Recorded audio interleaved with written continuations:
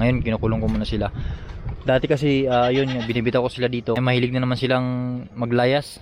Kinukulong ko muna sila mga 1 week to kung 1 month, basta isasanayin ko naman sila sa kulungan. Kung wala tayong napier, yung ipilipil, kung ano mga puno kainin nila yan, basta native, walang problema doon.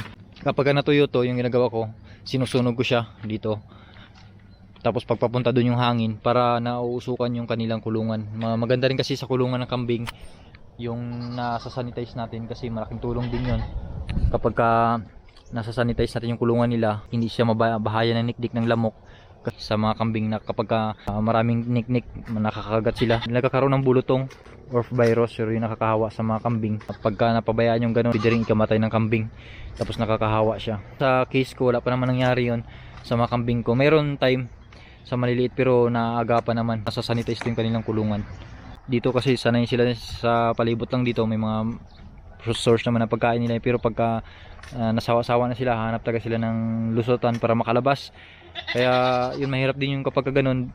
Unang-una syempre sa safety rin ng mga kambing natin pag nasa labas sila, 'di ba? Kung ano pwedeng mangyari, lalo na dito tabing highway, baka masagasaan, makadisgrasya. Ay consider natin na hindi rin sila makakain ng mga pananim sa mga kapitbahay. Ayun yung ginagawa ko kapag makukulit na naman sila, kinukulong ko dito, sinasanay ko sa kulungan. Pagka sanay naman sila sa kulungan, bitaw ko dito naman sila, hindi naman sila aalis yan, pa ikot-ikot lang sila dito sa loob, dito sa loob ng compound, nakabakod naman. Pagkadating naman ng hapon, binibitaw ko rin naman sila na mga 3 oras, alas 3 minsan binibitaw ko na maghapon, tapos babalik naman sila dito ng gabi.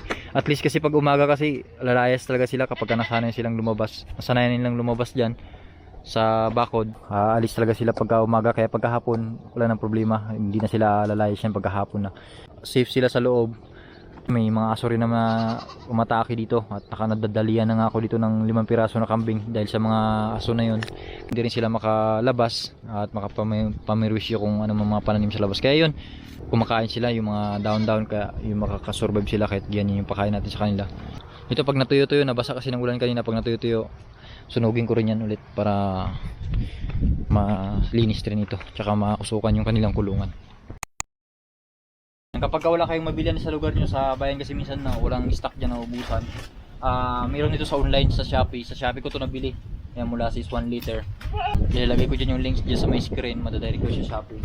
Kagandahan kasi ng molasses na to, unang-una yung maging matakaw sila uminom ng tubig, tapos pang pagana nilang kumain. Aksidente na nakakain sila ng higad sa may paligid dyan. Pag binitaw natin tapos aksidente sila nakakain ng higad, ma-prevent sa pamamagitan ng molasses na to.